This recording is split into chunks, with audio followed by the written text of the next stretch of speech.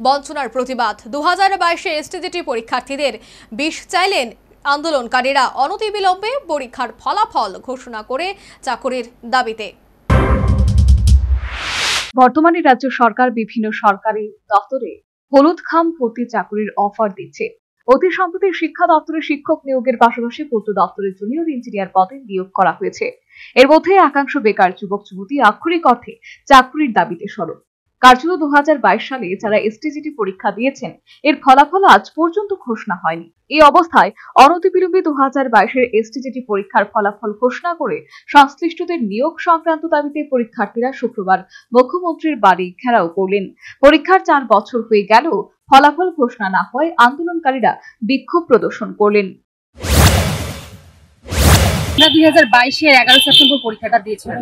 তো 2022 এর 11 সেপ্টেম্বর সেই 2022 থেকে 22, 23, 24, 25 আজকে এই 4টা বছর ধরে আমরা মুখ্যমন্ত্রী স্যারের সঙ্গে বিভিন্ন ভাবে এভাবে মুখ্যমন্ত্রীর বাড়ির সামনে এসে মুখ্যমন্ত্রীর কাছে বিভিন্ন মাধ্যমে আমরা চেষ্টা করছি ওনার সাথে দেখা করার জন্য, কিন্তু উনি আমাদের সাথে দেখাও করছেন না, আমাদের আমরা ওনার সাথে দেখা করতে পারছি না। তো আমাদের এটাই প্রশ্ন যে আমরা কি এই ত্রিপুরার সন্তান না, আমরা এই ত্রিপুরার নাগরিক না? তো আমরা ত্রিপুরার নাগরিক, আমাদের মুখ্যমন্ত্রী স্যার আমরা যে ওনার কাছে বিভিন্ন রকম ভাবে দেখা করতে আসছি, উনি একদিনও আমাদের সাথে দেখা করার সেরকম মানে দেখা করার তো সেরকম কোনো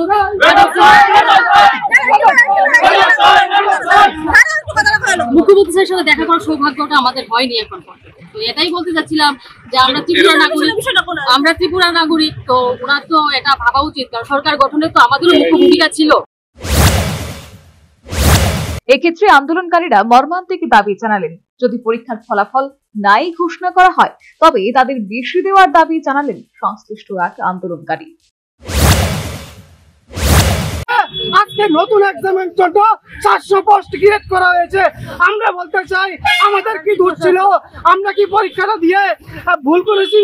আমরা কি মাগনা ফর্ম ফিল আপ করেছি?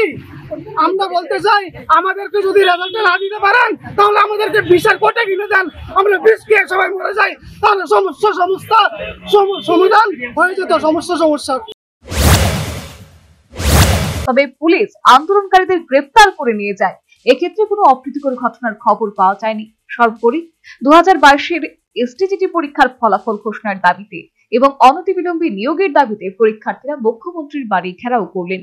যদি ফলাফল ঘোষণা নাই করা যায় তবে সংশ্লিষ্টদের আন্দোলনকারীদের বিষ দেওয়ার মর্মান্তিক দাবি জানালেন। Bureau report, news vanguard.